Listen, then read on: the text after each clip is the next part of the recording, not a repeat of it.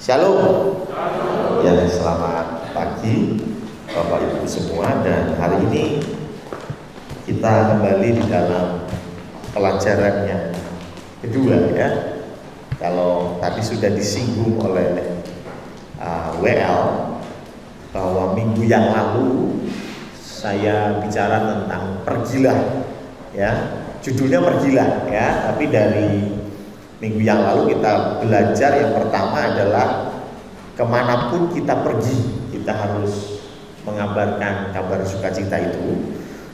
Apa kabar sukacitanya? Bahwa Tuhan Yesus sudah diberikan kuasa, ya. Kuasa untuk apa? Untuk menyelamatkan, ya. Kalau kuasa untuk menciptakan dari dulu sudah punya, ya. Kuasa untuk memberkati dari dulu sudah punya. Tapi kuasa untuk menyelamatkan hanya bisa dilakukan setelah Tuhan Yesus mati dan bangkit. Ya, karena kalau belum mati, belum ada yang menebus dosa kita. Maka Tuhan Yesus tidak bisa melanggar apa yang dikatakan oleh Bapaknya. Ya, yaitu upah dosa adalah maut. Harus ada yang mati dulu. Ya, dan hari ini teman-teman kita, saudara-saudara kita Muslim banyak yang nyembelih kambing, domba. Enggak, domba di Indonesia jarang ya, hanya kambing, sapi ya. Kalau di Timur Tengah banyak onta ya yang disembelih. Dan kalau ini beda ya, mereka mengingat kembali jauh ke belakang, yaitu bagaimana Nabi Ibrahim mempersembahkan anaknya. Ya, ini diperingati, yaitu mereka menyembelih kambing domba pada hari ini ya. Ya, selamat untuk teman-teman Muslim yang merayakan hari Idul Adha ya. Tapi bagi orang Yahudi, menyembelih kambing domba itu bicara tentang penebusan dosa ya, bukan bicara Abraham mempersembahkan Ishak, bukan. Orang Yahudi mempersembahkan kambing domba bicara tentang penebusan dosa, dan itu sudah digenapi ketika Tuhan Yesus mati di kayu salib.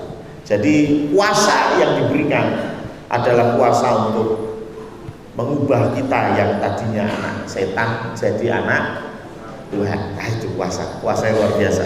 Dan hanya Tuhan satu-satunya yang diberi kuasa itu oleh Allah. Ya. Nah, karena itu kita sekarang masuk ke pembahasan kedua, Matius 28. Kalau dibuka ayat yang ke-19 dan 20. Ayat ini yang akan kita bahas 1 bulan ke depan ya, termasuk nanti Om Stephen ya akan menyampaikan juga dari ayat ini ya. Matius 28 ayat 19 dan 20 ya. Karena itu pergilah, jadikanlah semua bangsa muridku dan baptislah mereka dalam nama Bapa dan Anak dan Roh Kudus, dan ajarlah mereka melakukan segala sesuatu yang telah kuperintahkan kepadamu, dan ketahuilah aku menyertai kamu senantiasa sampai kepada akhir zaman ya. Kembali ke ayat 19. Hari ini kita membahas lebih spesifik di ayat yang ke-19, jadikanlah semua bangsa muridku. Ya, makanya temanya jadikan murid Kristus. Ya.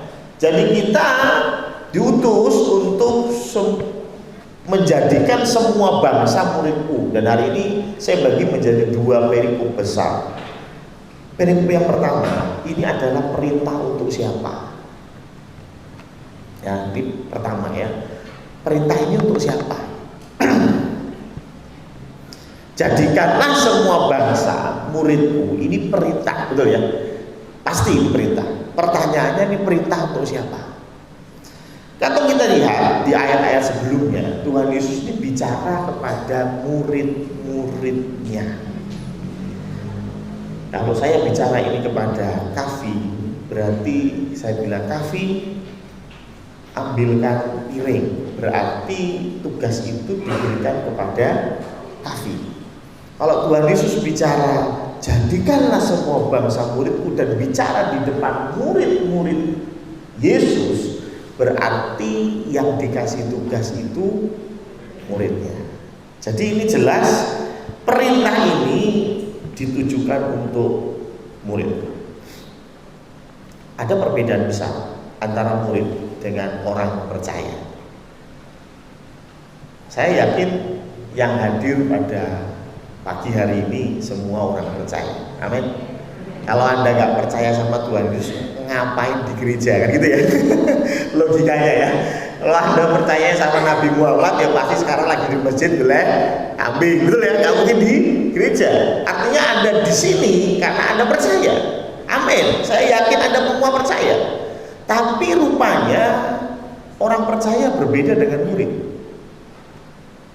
Orang percaya belum tentu murid, tapi murid pasti orang percaya. Kenapa bisa begitu? Coba kita lihat Yohanes 8 ayat 30 sampai 32. Yohanes 8 ayat 30 sampai 32. Pada waktu itulah Yohanes bukan Yosua, maaf. Ini kejauhan ya. Ini beda mungkin ya 2000 tahun ya. Ya, 1500 lah ya. Ya, Yohanes 8 ayat 30, nah. Mundur satu. Oke, thank you. Setelah Yesus mengatakan semuanya itu, banyak orang percaya kepadanya. Jadi ada orang percaya ya, dan yang percaya itu banyak. Ya, tidak diragukan, orang yang percaya banyak. Kemudian ayat 31, maka katanya kepada orang-orang Yahudi yang percaya kepadanya. Jadi ini omong kepada orang yang sudah percaya kepada Yesus. Ya, jikalau, berarti ini syarat toh. Jikalau kamu tetap dalam firman-Ku, kamu benar-benar adalah murid-Ku. Saya omong kepada anak SMA kelas 3. Semua anak SMA kelas 3. Terus saya omong begini, kalau kamu belajar rajin, maka kamu lulus. Berarti apakah anak kelas 3 SMA itu semuanya pasti lulus? Nah, karena ada tadi itu, jikalau kamu belajar dengan rajin, kamu lulus. Kalau nggak belajar rajin, ya nggak lulus. Hal yang sama ketika Tuhan Yesus bicara kepada orang-orang yang percaya, jelas dikatakannya. Tuhan Yesus bicara kepada orang Yahudi yang percaya kepadanya. Mereka semua percaya. Tuhan nggak bilang semuanya ini muridku, enggak. Tuhan bilang apa? Jikalau kamu tetap dalam firman-Ku, kamu benar-benar adalah muridku. Ayat 32. Dan kamu akan mengetahui kebenaran, dan kebenaran itu akan memerdekakan kamu. Bisa nggak tampilin ayat 31 tapi pakai bahasa Indonesia masa kini atau bahasa Indonesia sehari-hari kalau ada? Bisa kan? Oh nggak ada. Oh ya udah. Kalau gitu saya bukain dari Alkitab saya. Kita coba buka ke dalam. Kalau yang punya Alkitab HP itu bisa ya. Yohanes 8 ayat 31. Tapi kita baca yang dari versi bahasa Indonesia masa kini kalau di HP saya ya.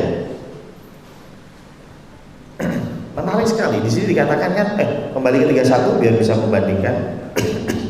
Kemudian Yesus berkata kepada orang-orang Yahudi yang sudah percaya kepadanya, kalau kalian hidup menurut ajaranku, ya. Kalau kalian hidup menurut ajaranku, kalian sungguh-sungguh pengikutku. Jadi rupanya murid itu syaratnya apa? Hidup menurut ajaran. Orang percaya ada, tapi nggak semua jadi murid. Ya. Karena untuk jadi murid ada syarat lebih, yaitu apa? Hidup menurut ajaranku. Itulah yang diterjemahkan dalam bahasa terjemahan baru, tetap dalam firman-Ku, dalam terjemahan baru. Tapi dalam bahasa Indonesia masa kini lebih jelas kalau hidup dalam ajaran Yesus Kristus. Ya. Itulah makanya penting sekali kita memilih, kita mau jadi orang percaya saja atau mau jadi murid. Ya. Cukuplah jadi orang percaya saja sudah. Ya, nggak perlu hidup dalam ajarannya Yesus. Ya maka ya statusmu hanya orang percaya. Nanti kita akan belajar apa bedanya orang percaya dengan tidak. Tadi dikatakan orang percaya dengan murid ya. Apa sih bedanya murid dengan orang percaya? Orang percaya, Anda percaya itu free, ya, nggak ada ikatan. Tapi kalau bicara jadi murid, maka itu bicara komitmen, betul nggak? Ya, di sini siapa yang tanggal 11 besok sekolah? Siapa yang sekolah? Angkat tangan. Yang besok sana sekolah? Orang Afi, gitu. Pak Sugeng sekolah di mana, Pak? Ya, saya tahu ada besok Senin ada banyak dan hampir semua kayaknya semua mulai sekolah, gitu ya. Kalau engkau sekolah maka engkau disebut murid, dan murid harus punya komitmen. Apa komitmennya? Jelas, masuk sekolah jam 7 sampai jam 2. Itu komitmen. Jangan terus jam 11 pulang ya. Yang tertawa paling lebar Pak Eko ya. Karena masa lalu ya. Ya, kalau sekolah itu dari jam 7 sampai jam 2, ya engkau akan selesai jam 2. Mau engkau lapar, mau capek pantatnya panas, ya kan? Sudah pusing kepalanya dengerin guru ngomong, engkau harus tetap ada di sekolah sampai jam 2. Itu komitmen, paham ya? Seminggu. Kalau Bu Brenda sudah 5 hari ya sekarang ya. Ya, tapi dulu saya sekolah seminggu 6 hari kita sekolah. Ya komitmen. Gak bisa kita nawar, saya masuknya Senin sama Kamis saja sudah. Itu Anda pikir sekolah atau puasa Senin Kamis ya kan? Pasti gak bisa. Ya harus Senin sampai Sabtu. Kalau Anda tidak bisa ikut, harus ada surat izin yang jelas, tanda tangan orang tua, entah itu asli atau palsu ya kan. Ya, izin juga izin dari dokter, ada surat dokter, dan berikan kepada Pak Joko sebagai gurunya ya kan. Artinya apa? Kita punya komitmen, nggak bisa sembarangan. Itu murid ya. Kalau kau percaya Tuhan, baik, itu bagus. Tapi hari ini kita bicara kita harus mau jadi murid. Kenapa? Sekali lagi ada berkat di belakang nanti yang kita pelajari. Jadi murid ini bicara komitmen. Orang yang nggak bisa pegang komitmen nggak akan bisa jadi murid. Ya. Komitmen itu apa sih? Ada yang mengatakan begini, komitmen itu seperti naik roller coaster.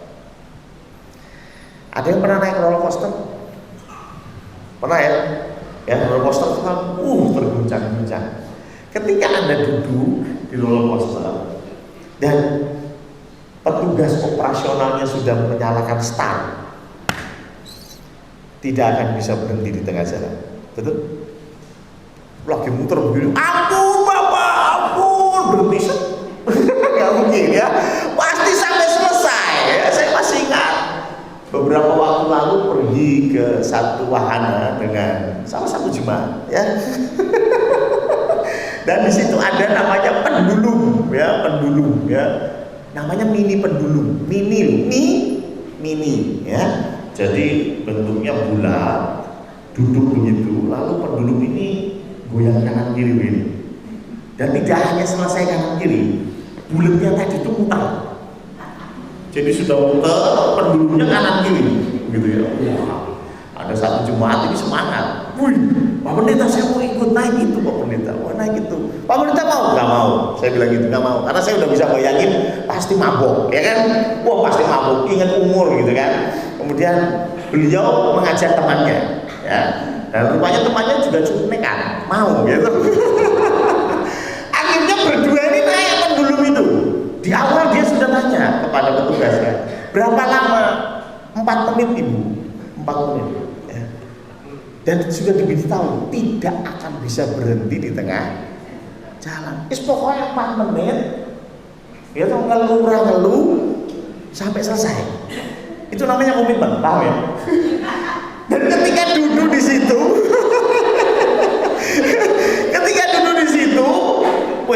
dan mulai mesin bergerak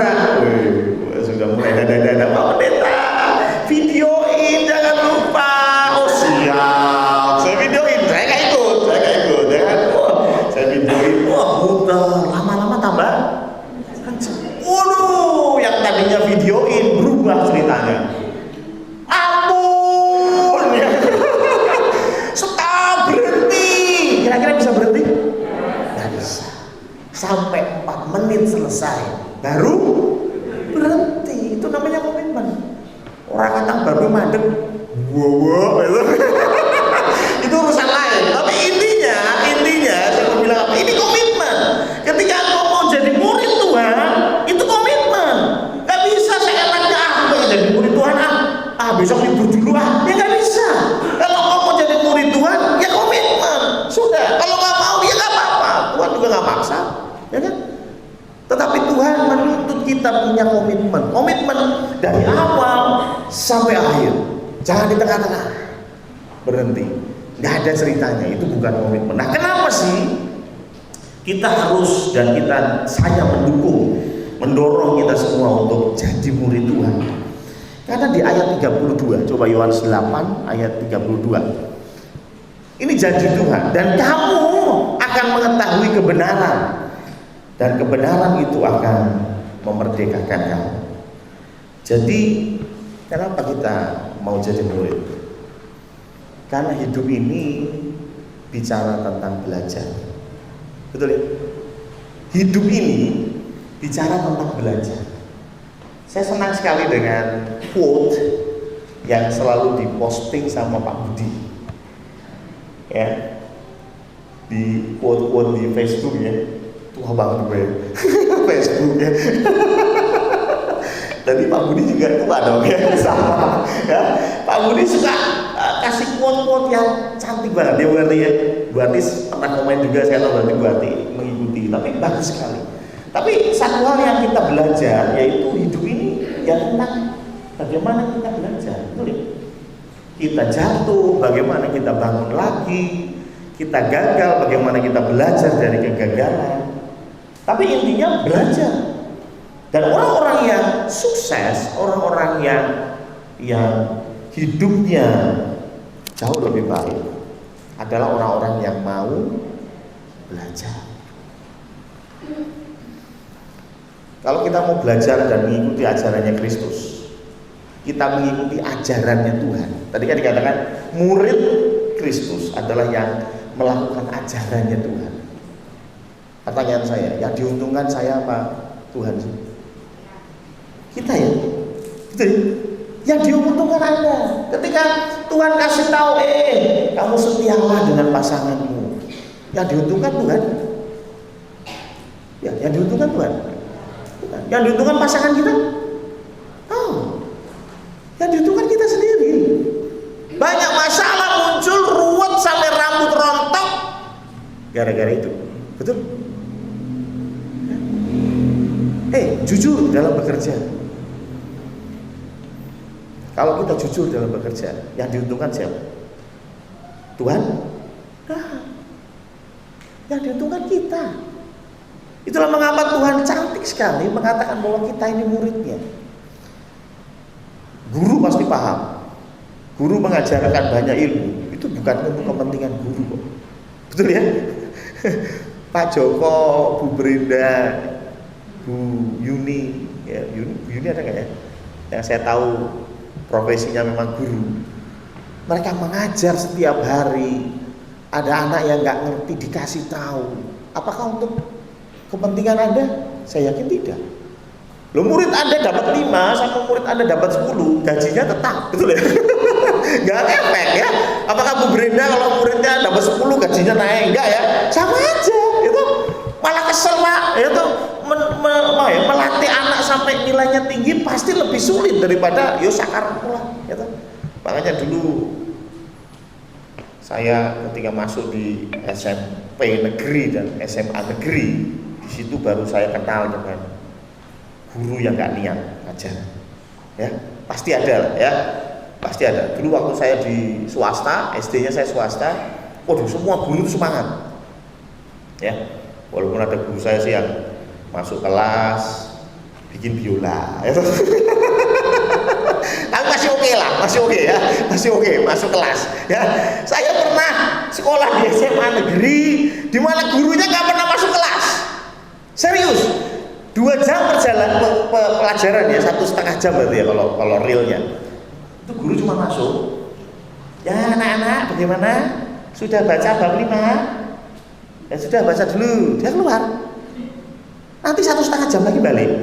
Bagaimana, sudah dibaca? Ya sudah ya. Ya wes yo. Gak diajar belas. Muridnya goblok kabeh, termasuk aku. Loh, orang diajar lebih pinter gitu. Paham ya? Tapi saya yakin guru seperti itu dengan guru yang rajin setengah mati yang kita nggak bisa dituntun betul-betul supaya bisa. Gajinya bodoh. Gitu ya. Jadi kalau kita ini mengikuti ajarannya Tuhan Yesus, maaf, bukan untuk hebatnya Yesus, bukan. Bukan untuk enaknya Tuhan Yesus, untuk enaknya kita. Makanya saya bilang, kenapa kita harus jadi murid? Ketika kita jadi murid, kita akan belajar dan Tuhan janji bahwa kita akan mengetahui kebenaran. Ya. Kalau kita tahu kebenaran, dikatakan bahwa itu yang akan memerdekakan kita. Ya. Kita jadi mengerti, oh begini, oh begitu, oh mengampuni seperti ini, oh mengasihi sesama, oh memberi. Orang yang gak pernah memberi, dia akan bingung apa enaknya memberi. Betul ya? Dia yang setiap hari diberi, gak pernah memberi. Ketika disuruh memberi, dia bertanya, enaknya apa? Ya, uang saya tambah sedikit, waktu saya tambah sedikit, tenaga saya tambah sedikit, saya gak dapat apa-apa. Buat apa memberi? Gimana ngajarinya kalau begitu? Susah. Ya udah, harusnya praktek dulu, betul ya? Tapi saya yakin kita yang sudah terbiasa memberi, kita tahu enaknya memberi. Kita tahu kebenaran. Dan kebenaran itu yang akan memerdekakan kita. Jadi ketika kita menjadi murid, maka hidup kita ke depan akan jauh lebih baik. Karena kita belajar. Kalau kita nggak pernah belajar, ya. Albert Einstein pernah berkata, belajar itu seperti naik sepeda. Ketika engkau berhenti mengayuh, di situ pula engkau jatuh. Ya kan? Belajar itu seperti naik sepeda. Kalau berhenti mengayuh, ya jatuh. Kalau berhenti belajar, ya jatuh. Ya, maka dari itu belajarlah. Dan guru kita, guru yang luar biasa. Bukan guru yang masuk kelas cuma say hello tadi ya. Tapi guru yang luar biasa, yang mengajar kita dengan hati yang penuh kasih. Yang kedua, kenapa sih kita mau jadi murid? Ya, satu, karena hidup ini adalah bicara tentang belajar. Nggak belajar, kita nggak akan bertumbuh.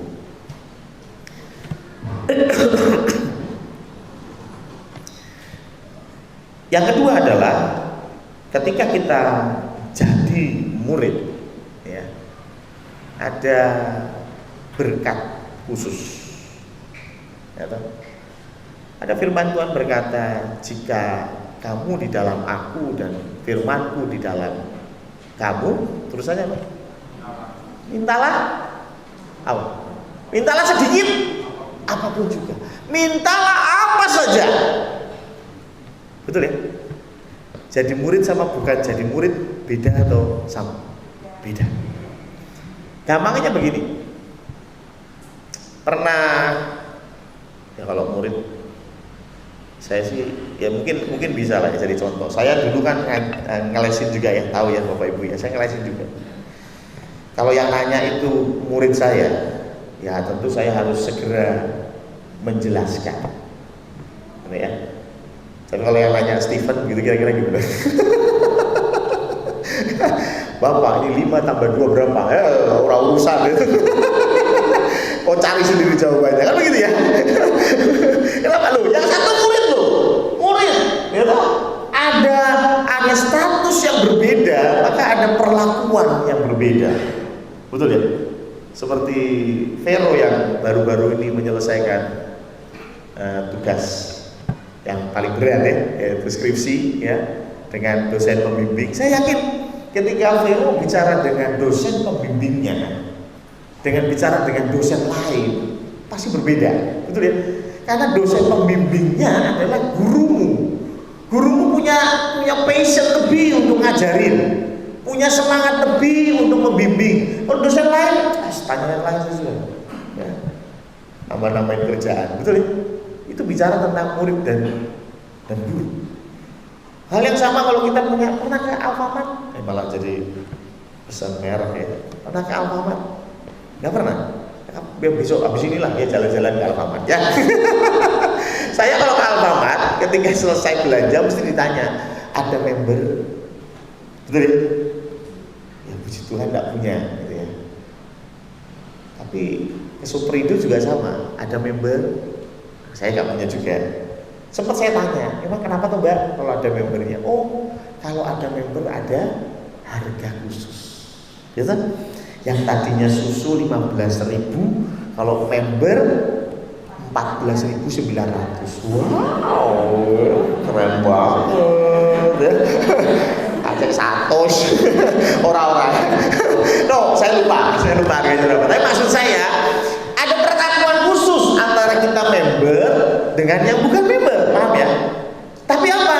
Member diharapkan punya komitmen nek blonjo ya ning Alfamart terus, nek blonjo ning Superindo terus. Kenapa punya kartu member? Nanti kalau sudah sekian poinnya ya, ada yang pakai poin ya, kadang-kadang ada yang pakai poin ya. Kalau poinnya sekian nanti bisa ditukerin supaya masih kita punya komitmen gitu ya. Artinya apa? Pasti beda antara murid Tuhan dengan hanya yang percaya kepada Tuhan. Pasti beda. Dan bedanya tadi itu, mintalah apa saja, maka Tuhan akan beri. Nah, kita mintanya ngotot, mintanya semangat, tapi lupa hidup dalam ajarannya. Betul ya? Lupa bahwa firman Tuhan harus ada di dalam hati kita. Lupa itu. Sehingga kita merasa bahwa kok aku sudah minta macam-macam nggak dikasih sama Tuhan ini. Kamu statusnya murid atau hanya percaya? Kalau status murid bolosan atau enggak? Ya, statusnya memang murid tapi sering bolos itu. Istilahnya DU itu kacau ya. Maka dari itu jadilah murid.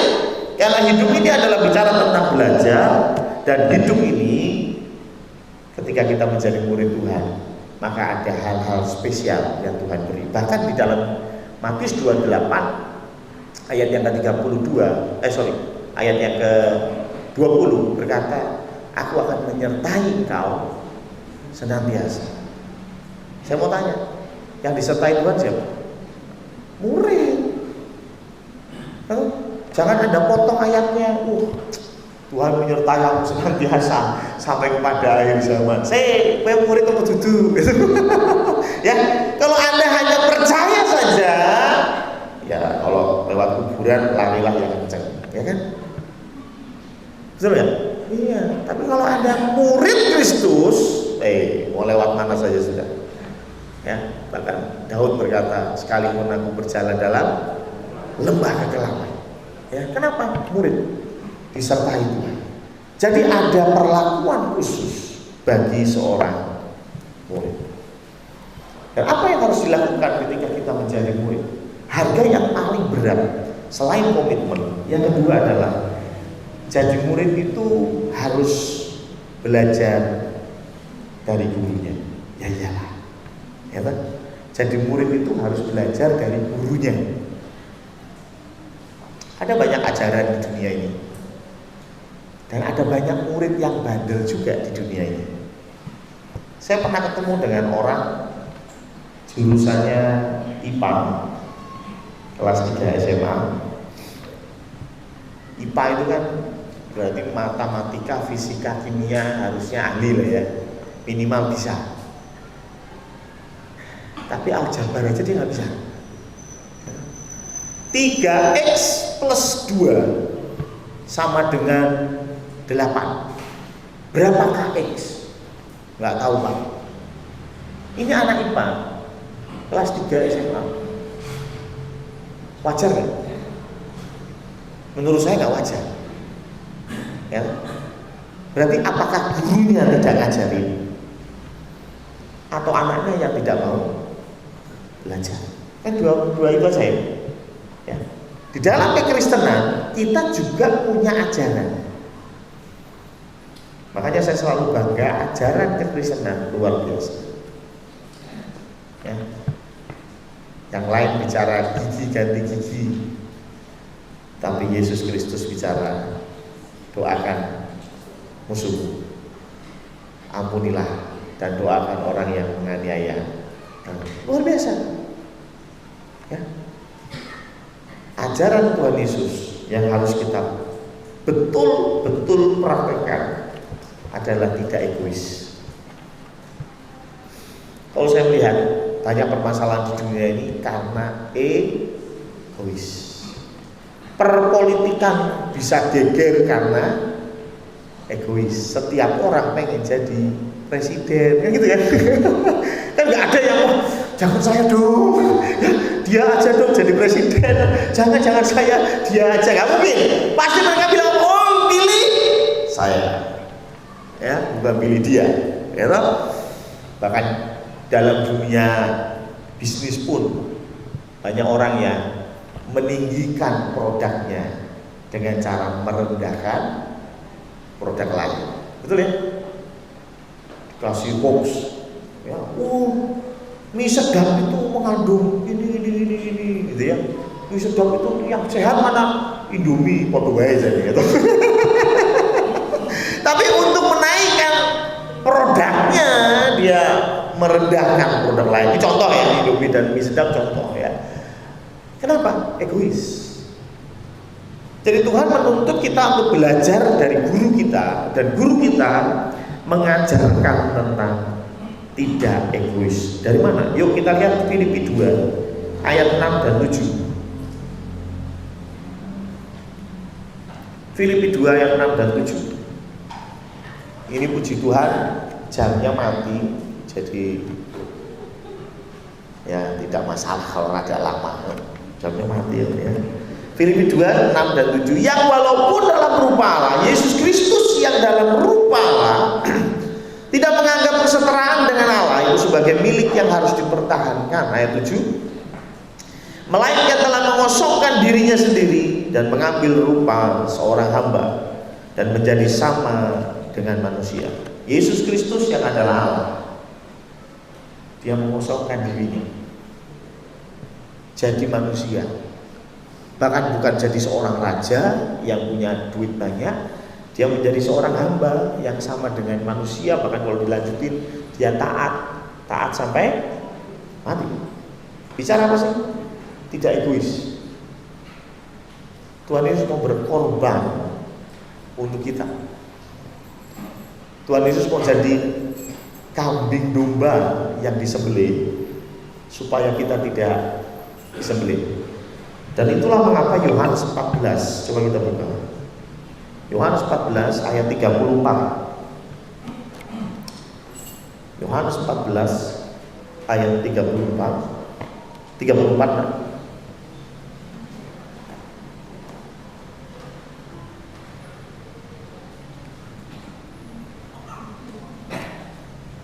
Yohanes 14 ayat 34.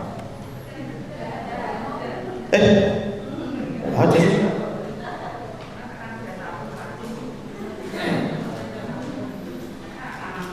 lapor ya.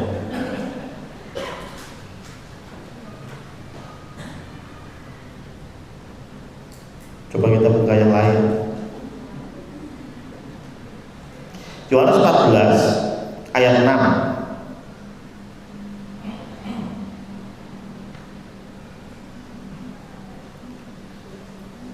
Yohanes 15 ayat 8. Yohanes 15 ayat 8. Nah, ini pasti benar. Bicara tentang berbuah, ya. Dalam hal inilah Bapakku dipermuliakan, yaitu jika kamu berbuah banyak, dan dengan demikian kamu adalah murid-muridku. Jadi murid-murid Tuhan itu dikenal dari buahnya. Makanya kita ini disebut sebagai Kristen. Apa itu Kristen? Ya, Kisah Para Rasul 11 ayat 26 berkata bahwa orang-orang melihat murid-murid Tuhan dan mereka berkata itu orang Kristen. Apa sih artinya Kristen? Pengikut Kristus. Jadi Kristen itu artinya pengikut Kristus. Kenapa kita disebut dengan pengikut Kristus? Saya kasih contoh. Misal saya pelihara jenggot, ya. Terus saya kalau ditanya selalu jawab terlalu. Kira-kira saya pengikut siapa? Mana-mana bonita, gitu ya. Kalau ditanyain sama Steven, ada apa? Ya. Itu kira-kira saya pengikut siapa? Ya. Ya. Pasti kita langsung tahu ini orang pengikut Haji Roma Irama, ya. Ya. Alhamdulillah, ya. Tahu maksud saya? Kenapa kita disebut pengikut seseorang? Karena kita meniru, paham ya? Apa yang dilakukan? Dan apa yang dilakukan Yesus? Tidak egois, ya. Bahkan dikatakan Yohanes 3 ayat 16, karena begitu besar kasih Allah akan dunia ini. Jadi Yesus punya kasih yang besar. Kasih itu bahasa lainnya cinta. Apa sih cinta? Coba Pak Eko mungkin. Cinta itu kasih, Pak. Ya bagus ya, luar biasa ya. Kasih itu cinta, cinta itu kasih ya. Ya kalau kajak ribut nanti harus bagian ya. Ya, cinta itu apa sih? Cinta itu gampang kok. Ya, ketika kau melakukan sesuatu untuk kepentingan orang lain, itu cinta.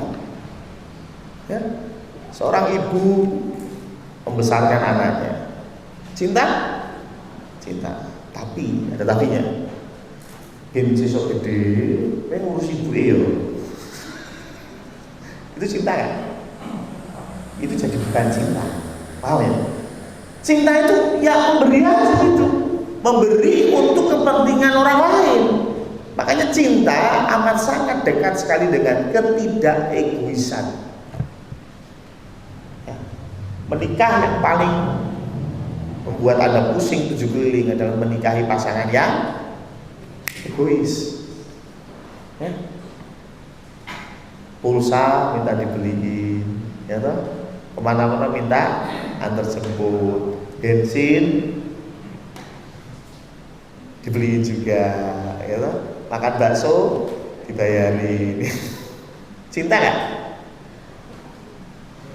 Oh, kalau Steven siap ya. Oh Bapak jangan khawatir, saya jemput ke Tawangmangu siap ya. Ya karena apa? Karena Steven cinta dengan kekasihnya, maka kekasihnya harus dijemput di mana Steve? Tawangmangu ya. Steve baru jemput ke Tawangmangu pun, oh siap, ya bayangin bensin Steve yang bayar, ya toh, ya udah capek badan ini kan, nanti malam mau berangkat, bayangin, nanti malam mau berangkat, saya curiga juga ini, ngapain lalu berangkat ya, padahal udah capek dari pagi dia pelayanan sampai malam, masih aja mau pergi ke Tawangmangu, aduh, nggak bisa minggu depan aja Steve, nggak bisa Bapak, ya harus hari ini, ya pacar saya menunggu hari ini, ya. Dia lakukan untuk orang lain. Itu namanya cinta. Ya. Tuhan Yesus mati di kayu salib bukan untuk dia, untuk kita. Maka dari itu kita akan dikenal sebagai murid-muridnya kalau kita seperti Tuhan Yesus. Yaitu apa? Gak egois.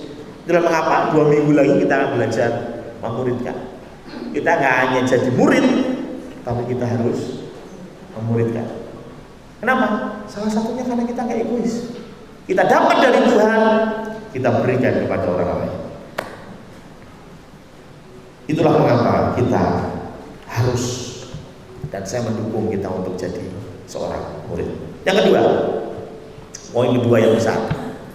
Waduh, udah jam 8 kurang. Cepat saja ya. Dikatakan bahwa jadikan semua bangsa. Gak ada tulisannya sih ya. Tapi di ayatnya ada ya.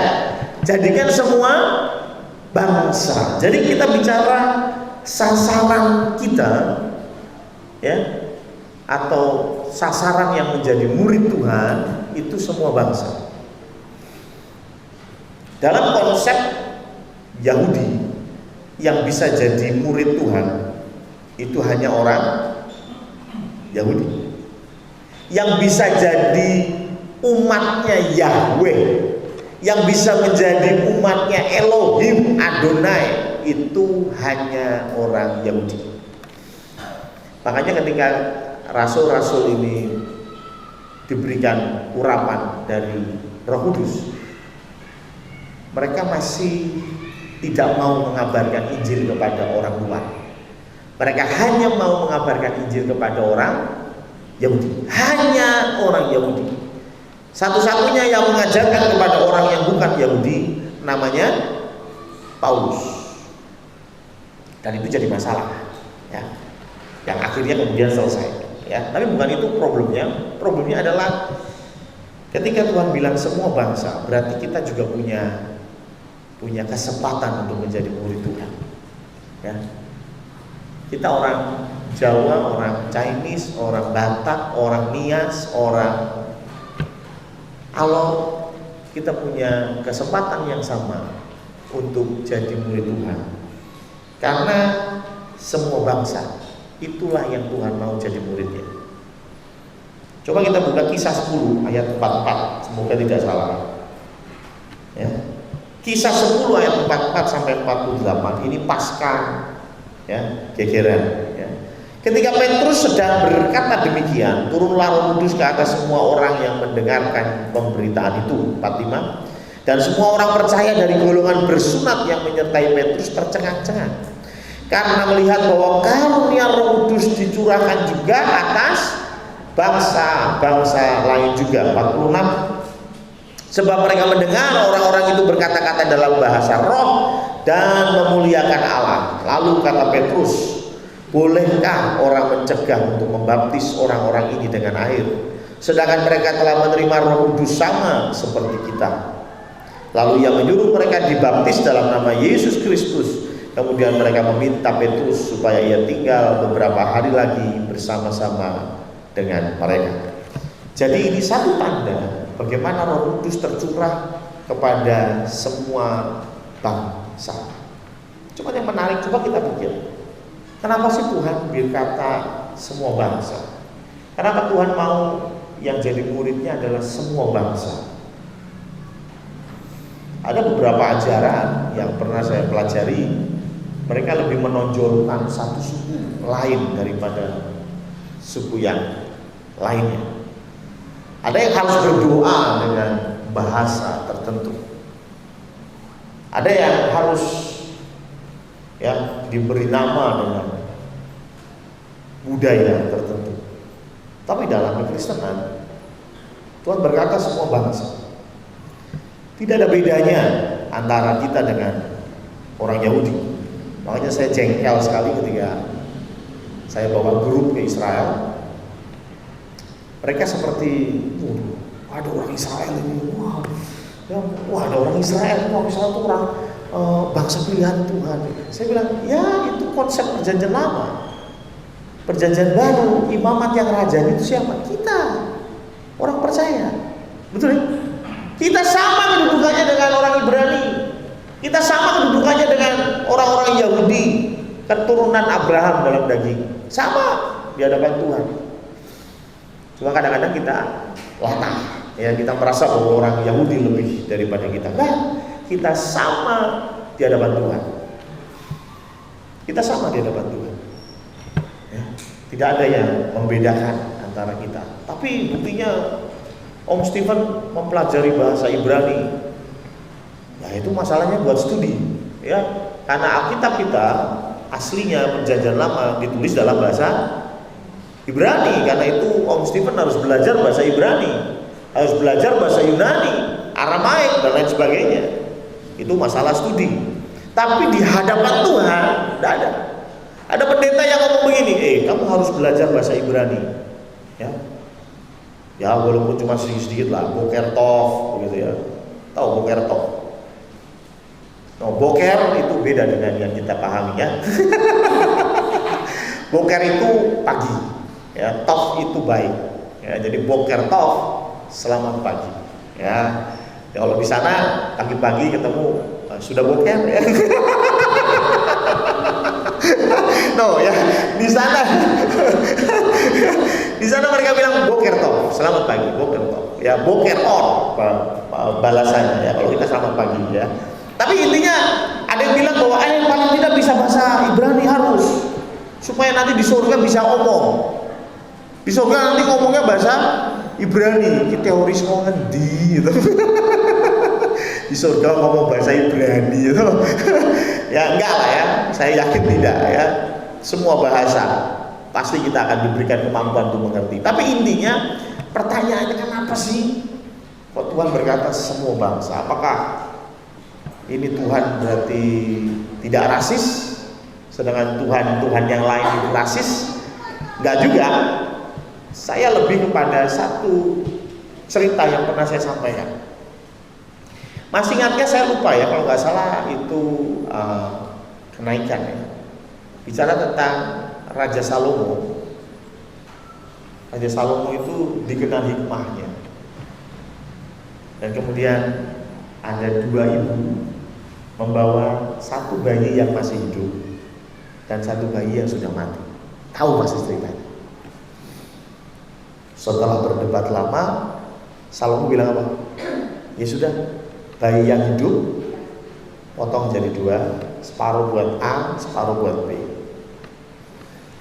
Ibu yang bukan ibu bayi itu berkata apa? Oh setuju, itu namanya adil, mantap.